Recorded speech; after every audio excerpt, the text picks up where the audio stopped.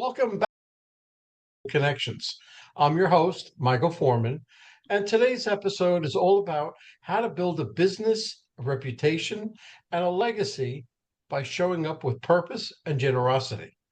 My guest is the author of NCG Factor, a powerhouse framework that stands for networking, connecting, and giving. He's on a mission to help professionals stop showing up and throwing up in sales conversations. And today, start building authentic relationships that open doors, close deals, and create real impact. From mastering LinkedIn the right way to becoming indispensable in your career or your personal life and your personal life. We're going deep on how to sell without selling, connect without faking it, and lead with value instead of ego. If you're ready to learn about how to network like a pro, connect like a human, and grow your business with intention, you're in the right place. So let's start. I would like to welcome Larry Kaufman.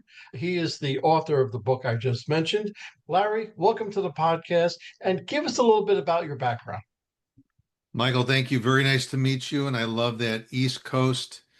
The way that you say my last name is not the way that I introduce myself. I'm Okay. Larry Kaufman, but I like the way you say it better. Great to meet you. I'm Illinois born and I've lived here all my life actually. And so I would say I am a salesperson from the time I was in college to present, even though I'm in leadership. I'm always a salesperson, but I'm not an in-your-face salesperson. And I've been in all types of industries, but I think we are very similar in our approaches to networking, building relationships. I think we're going to talk very similar speak today. And I would say that if you were to look at me, I'm a giver, connector, I'm a global speaker, LinkedIn expert, and a business leader. And I'll give you a little personal, married 36 years coming up Friday this week. I don't know why she stays with me, but I'm glad she does. And I have two children in their 20s. Hopefully, they'll be leaving the home soon. I'm working on that. But other than that, everything's great. That sounds terrific. I see a kinship with what we talk about. I too, by the way, have been married 36 years 2 weeks ago. So we're the same in that regard. Do you believe that everybody is a salesperson? Everybody is the face of the company.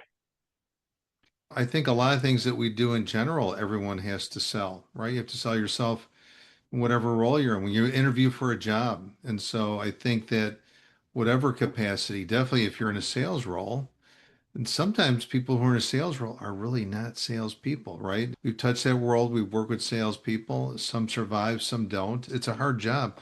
Post COVID, even more difficult. But Michael, I would say everyone is a salesperson in some way to meet that significant other. There's a bit of a sales job. Yeah, And yeah. sometimes you don't close that deal. So, No, that's true. That's true. And that was just something that I when I go on stages, I do workshops. That's always my first question. Who in this room is a salesperson? And if everybody doesn't raise their hand, I say something about it. But here, let me go into the questions. Let's kick off with the NCG factor. What inspired it, and how does networking, connecting, and giving actually play out in the real world of business? yeah, I think what inspired it was I reflected on my time back in the college days, right? Back when I went to college, because I'm very mature, not old, very mature. Back when I went to college, I didn't have the internet, right? I didn't have LinkedIn. I didn't have a cell phone. Everything was different back then. It was a different way of life. And back in my college days, it was about having fun. And I didn't think about serving on a charity board, a junior board, volunteering. It was all about Larry. It wasn't about other people. And I would say that things have changed a bit today. And so I guess when I go out today and I get the opportunity to speak at a university, I'm so excited. Not that I don't like presenting to senior level salespeople or CEOs or board members, and I've done all that, but I love meeting with the college kids because they really haven't been exposed to networking. They haven't been exposed to building authentic relationships. And that's the time I want to catch them. That's the foundation they could build that no one taught me about that. And I want to help them understand LinkedIn. I want to help them understand networking. The book, the NCG Factor, is networking, connecting, giving, but it's a different way to network. I believe the way you and I like to network, right? With authenticity, building relationships, not this social exchange of business cards. I think we're trying to get to know people, right? We're not just how many people can I meet at this event. I was like that. I was that guy. I love going to events and I just loaded my pockets with business cards. And if I came home empty, I thought, wow, this is great. Empty of mine and filled with other cards was a big win. That wasn't a big win.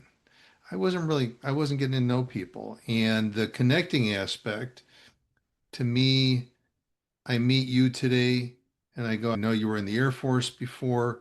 There's a friend of mine. I think you guys would align. He thinks like you. He was actually former Air Force. I think that way when I get to know people and I'll put people that have things in common or just they just have that match where I think they get along, they'd have a great conversation, potentially build a nice relationship. And the giving really is it's giving of your knowledge, like you do that in your talks, your podcast. Giving isn't always about donating to a charity or about how much money you donate. It's giving of yourself and your time and your knowledge. That's the way I think. It's very true. And you hit on so many points that I wouldn't have time to discuss all of them. But do you believe, I believe, okay, let me start that way. I believe that ever since the pandemic, we have everybody relies on Zoom, on the cell phones. They forgot about this personal touch. And really, the days of building your customer list is gone. And the day of building relationships is here. So when I used to go, I was part of a mortgage company. I used to come home with a shoebox filled with business cards. They said, "Yeah, look how good I did." But did I do good? No, I didn't because I didn't have a relationship with any of them. So that's what I feel is the difference.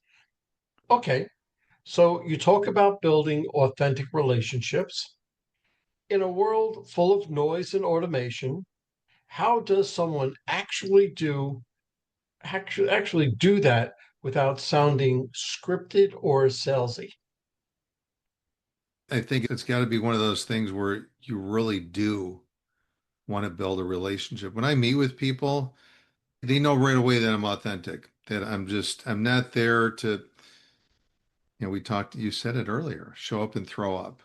And too many people do that. And so I'd rather actually get to know the other person. I do some matchmaking too, and it works the same way in relationships, personal relationships. If you show up and throw up and you're not interested in the other person, you can't build a relationship. And I do think we are much more compassionate post-COVID, and we have to be more authentic. How do you do that? Look, some people, I'll be honest with you, some people may struggle. Some people just, that's just who they are. We can only do so much to guide people there. It's got to come from the heart. And you're going to know, you're going to be able to pick out that person that they're trying to be a little authentic, but they can't wait to sell you their product or service. They're like, so tell me where you're from. Oh, Air Force, that's great. By the way, let me tell you what I represent. I will talk to people and I could talk to them for an hour and they'll be like, Larry, you've asked all about me. I don't know anything about you. That's the best sales meeting that you could ever have because you Absolutely. learned about the other person. And it's interesting when you do that authentically, and people authentically want to know what you do and what you represent. And it does come back around. And if it doesn't, that's fine. Have another meeting. But you learn so much about that person to actually secure that next meeting. That's right. That's right. When you go to a networking event or you're meeting somebody, you go with what's called a servant's heart. You go there looking to give, not receive. If everybody was going to go to a networking event or meet with somebody and they had that in mind, everything would be beautiful. because what, as you said, what goes around comes around, or at least it should. So if you put two people together and you refer two people, then one of those two people are going to say, you know what, Larry referred me. I have to find somebody for Larry. So what goes around does come around. But you shouldn't expect it. If you're Don't building never authentic expect it. relationships, don't Absolutely. expect it. Don't expect it. Yep. Absolutely. Absolutely. Okay. So you've said that we should stop showing up and throwing up when it comes to selling. What are some of the biggest mistakes professionals make when networking or pitching themselves? One of the biggest mistakes is they do show up and throw up, which really means it's all about themselves. And so I met with an executive virtually, had a really nice 45-minute meeting. It was over 43 minutes, all about him. And it was challenging, but I'm a giver and I'm a good listener. And I'd ask questions, and he didn't know anything about me, not where I lived, if I had a relationship with anybody, if I had kids, what I did for a living. He knew nothing. I think I squeezed something in, and what I squeezed in was one ask that I have, can you read my book? And I have a chapter on takers never win. And he reached back out and wanted to have another meeting. And so we had that meeting, and I said, what do you want to talk about? He said, I wanted to talk about you because I realized that reading your book, it was all about me. And I want to make it about you. And showing up and throwing up, and some of the mistakes people make is they are too eager to talk about themselves. And I try to counsel people. It's better if I can learn all about Michael and what you do, what you personally, where you from, right? You can only go so deep, right? You don't want to get too personal, but hey, where'd you grow up? What'd you do? And guess what? On LinkedIn, everything's kind of fair game if it's out there. Hey, I saw this on LinkedIn. Can you tell me more about this? Or the great thing, you have AI, so you could pull up information about people. It's scraping, maybe double check. Hey, I saw this about you. It came up when I did some research. You better hope it truly is about that person because it says I'm a grandmaster chess champion, but that's the wrong Larry Kaufman. So be careful. I'm not that good at chess. But I think the mistake is we don't ask and listen. We just want to sell. Stop selling and start learning about the other person personally, professionally, and start to build a rapport and relationship. Everything's going to fall into place. So that's what I recommend. I agree. I agree. And every time what I use personally is a word FORM. That keeps me in line. It's family, occupation, recreation, and a message. So when I'm talking to Larry, I can bring up family, what you do for a living, what you do, what you like to do, any of the above. And you'll start talking about it because when you start talking about yourself or things you enjoy besides work, you really start talking about it. And then your level of trust is going up and that barrier is coming down. Know you, like you, trust you, will do business with you. So, know you, well, of course, you're a great guy. Like you, we're going to narrow it down just a little bit. All right. Know you, like you, and then trust you. That trust is such a crucial factor that you have to build that trust. And the only way you're going to do it is I'm going to have you talk about yourself. So that's it.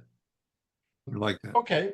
So, how do you balance giving without expecting while being strategic in business? Where's the sweet spot between generosity and growth? And look, there's so many hours in a day. I'm in a corporate leadership role. So that's my primary focus. But I feel that the giving portion of what I do each week, it completes me, makes me feel good about myself. But sometimes that giving is with a prospective client of ours. My staff will come to me and ask me to help some of their prospective clients. And maybe it's a spouse, significant other, a child. It could be a career transition. It could be something else. And so that's some of that balancing act, right? That's tying into the business, and I'm still getting to give and help people. So I think when I do presentations, my presentations aren't geared all towards sales. It's really everything, but it's the main theme is building those relationships. And so there is a fine balancing act. And so, yeah, if I give every day and I don't do my job, yeah, I'll have a lot more time to give because I won't have my job. But you have your job. But I try to find ways to be giving during that course of each day with what I do that may be business related. It may be for my staff, for clients, it may be for other peers in the company. Wouldn't you rather be known as a person who gives than a person who's always trying to receive, right? Oh, yeah, totally. Absolutely. So that should be first and foremost on the person's mind. Say, look, I want to be known. I want to be known as a connector. I want to be known because that's what I do. Every week, I have at least two people or two instances that I put two people together. This person needs that. Larry meet Keith, Keith meet Larry. He does this, you do this. I feel it's a great connection and I back away, right? And I let them do it. But I have to, if I do that at least twice a week, I know that I am connecting and I'm giving. And that's all. And I don't ask for anything in return. So it's just a way that you look at things. You're like my twin. Yeah. Okay, so tell us about a time when one powerful connection changed everything for you and what made that connection possible. Really, there's so many. I think one powerful connection, we'll see how much time we have to talk about this. One powerful connection that changed a lot for me was actually with an executive I met in transition, was a CEO, and I met him in a coffee shop. I was actually with a gentleman who owned an executive search firm, and he said, "Hey, Larry, meet Mike." And he said, "Mike is looking for his next CEO role." I just met him, and we weren't sitting down with him. I just met him in passing. I said, "Mike, nice to meet you." And I said, "Mike, I'd love to get together separately to see how I could help you. And I know you would do the same thing, but not everyone thinks that way, but that's the way that I do." Well, Mike and I met a couple weeks later, and we had a really good meeting, but I didn't know companies looking for a CEO. And so I tucked that away. Because sometimes you can't make that connection for someone right away, but you tuck it away and you think about it. It may come up at another time. I had met a founder of a company, a CEO of a company. It was like $100 million company. And we were talking, and he said, "I have this business issue. And it's out of my realm of expertise, but something that this CEO, when we got together, this other CEO looking for a job, he said something in our meeting, and it was a trigger when I was meeting with this founder of this company. I said, "You know what?" I said, "John, I'm going to connect you with my friend Mike. And I think he could deal with this issue with his this expertise. I think he's going to be able to help you out." And I connected them. So they met and they had a really good meeting because Mike called me and said, "Our meeting went for 6 hours. We had a great meeting and we ended up going to his company. We looked at his books. And next thing I know, Mike was hired to be the president of his $100 million company. So that gentleman's the CEO. Mike becomes the president. Well, Mike became a friend, he became a client. And Mike went through some change during that process and was going through a divorce. And I was helping someone network who was in private equity formerly, who was in human resources, and that person was widowed. Next thing I know, I put the two of them together to network, and I thought there was something there, and those two ended up in a relationship. And so Mike has continued to be a long-term friend. That was transformational for me. I helped someone that was in transition land a job that went from a running a 10, $15 million company to a $100 million company that became a $200 million company. And that's why he went back into transition. And then I connected him into a relationship. Long story, Michael, but great story. Really was. It was really a great story. What does it mean to be indispensable in today's business world? And how does that tie into the way that we build and sustain relationships? So, this is what I believe. You sell someone a product or a service, and there are competitors for your product or service. And they come to you for the things they need related to what you've sold them. That's great. But if they come to you for something else outside of what you sell and market, and they go, Michael, can you help me? My son is looking to get into medical school and is having trouble getting into this medical school. Could you help me out? Because I did help someone advance the process, or they couldn't get any responsiveness, couldn't get into this medical school. So what I'm trying to say is if the company and person, the decision maker you have made a sale to, only calls you, reaches out to you for what you sell and market, you're not building a deep relationship. You're not becoming indispensable. But if you let them know up front, look, you know what? If you need anything outside of what I do, I want you to think of me as an indispensable relationship of yours. So it could be someone's in transition, any kind of need. It doesn't have to fall in line with what I do. And when you have those clients starting to call you and reach out to you for other things, you're deepening the relationship and you're becoming more indispensable. And so when that competing force knocks on the door to take the business away and they go, wait a minute, I work with Larry Kaufman. He helped my wife get a job. He helped my brother get a job. He helped us find a home over here. He did this. He got us, I couldn't find a good plumber, whatever it is. Larry is like my utility indispensable relationship. I don't care what you tell me. I'm not leaving Larry and his company. Become indispensable. And so indispensable to me is you are able to communicate that up front. I do that all the time, just myself, because I'm not in a sales role, in a leadership role. But the people I network with, I want them to know I'm indispensable. How can I be helpful to you and those around you? But I do that for my staff and team, and they know to come to me. And so I help them to become indispensable. You don't have to do it alone. You can have the Michaels and the Larrys who are connected and connectors to help you to become indispensable. Very good. Very good. Because I suppose indispensable, you can look at it from the other side because those people become very loyal to you. And really, price point doesn't come into it because you're not asking for money. You're not asking for anything. You're only giving your time and your expertise and knowledge. And why not? Why not come back to you and say, hey, Larry, you know what? I have this problem.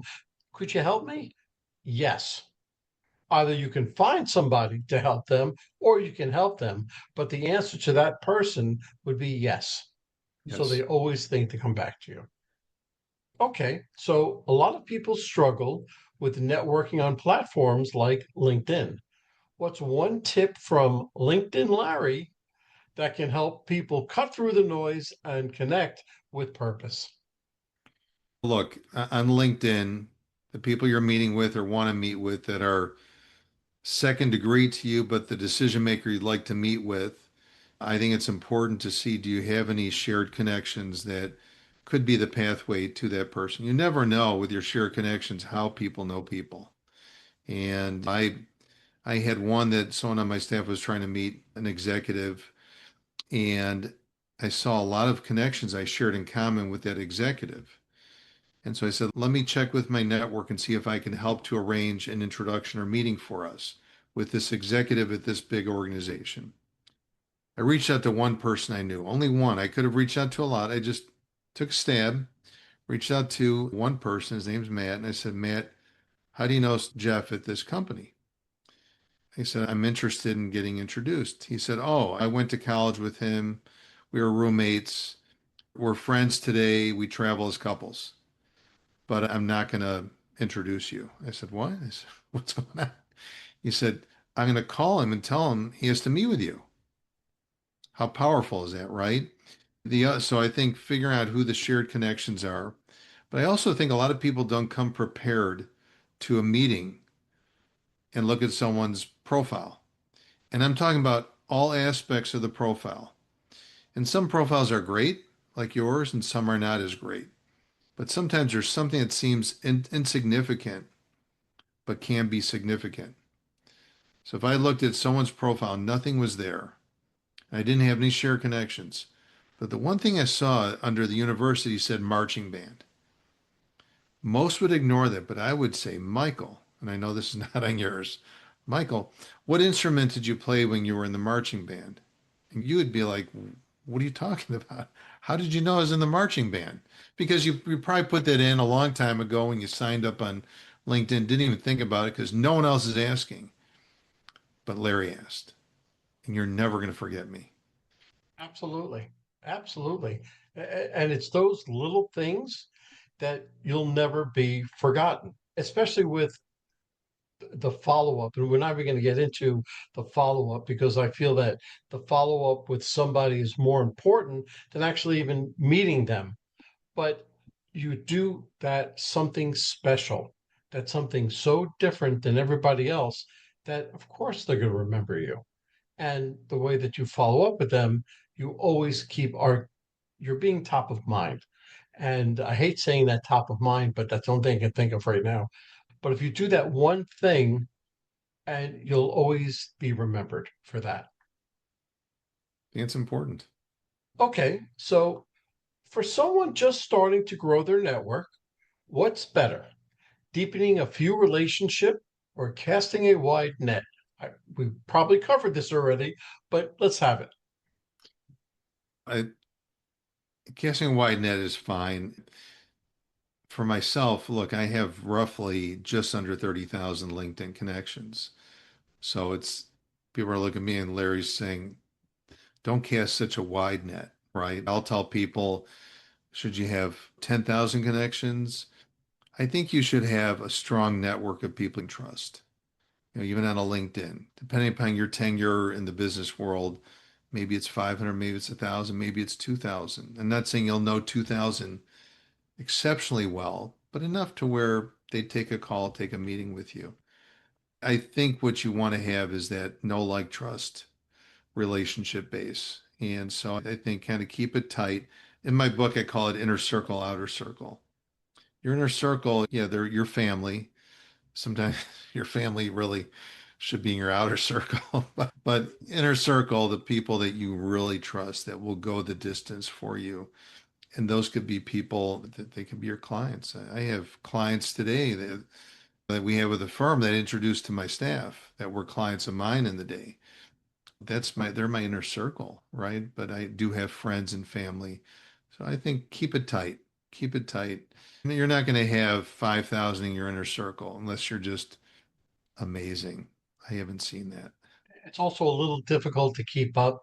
Your inner circle you want to communicate with a little bit more often, but 5,000, 2,000, even 1,000, it's very hard to stay up with that. So you really have Yeah, to be careful on who you think is in your inner circle. you're right. But that's very good. Okay, how does being a strong networker carry over into your personal life with your family, friends, and your community? I think what happens on when you get to the family side, and I'm a strong networker, connector, I do get our friends sending me their kids. And I had someone who was looking to get back into the dating scene after widowed. And it's like, hey, could you have Larry fix me up? I'm ready. And so it's good and bad, but it's nice that I become that go-to, I built that reputation. And after I wrote the book, I did go on Facebook, now Meta, and I'm connected to friends there. And so they know, hey, let's ask Larry. So I've branded myself in the business world and carried it over into my personal world. That's good. That's good. And that really, really answers it. Okay, so let's bring this podcast full circle. And if you could leave listeners with one mindset shift that would make their networking more meaningful and profitable, what would it be? Let's just say, okay, mindset shift is don't make it about you, make it about the other person. And I'll share that with a question.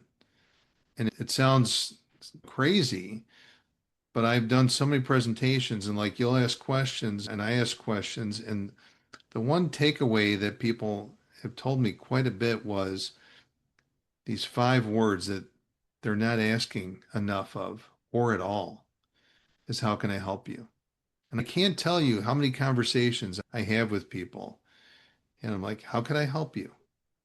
And sometimes I know because I've asked so many questions, I already know how I'm going to help them. Now it turns out I maybe add an extra word to like, how else can I help you? And no, I'm good. And I'm almost waiting for it just to see. They come back and go, Larry, I'm great. You're going to do X, Y, and Z for me. How can I help you? I can tell you it's probably 1 out of 10 people I'll talk to that will say that. And so if I could get more people to think that way and just ask the question, and some people are like, I don't know how I could help people. I don't have a big network. You know what? It's just throwing it out there, asking that question is more than enough that just people will say it. And everyone's to take you up on it. It's rare. And if someone does say something, you can try. It's rare that people ask, but I would love to see more people ask how can I help you every day. That's that's great. And if people would actually learn to do that, again, that's giving, not receiving. And if you can, I'll leave you with this. One thing that I say to a person whenever I network with him or with a person or a few people, I always end with, how can I make you more successful? How can I make a difference? How can I be a great referral source for you? And I usually say that before I even tell them what I do. And they're usually so blown away by it. They're like, I don't even know what you do yet. That's all right. Just let me know. And then I'll go into the whole thing with the business cards and everything and writing on the back of the business card what to do and everything else. But I always let them know I am here for you. So what can I do to help I love it. you?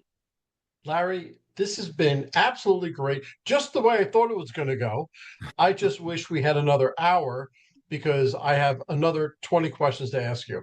But if anybody would like to get hold of you, either to be coached or to just to speak with you and get your feelings or philosophy on networking, how could they do it?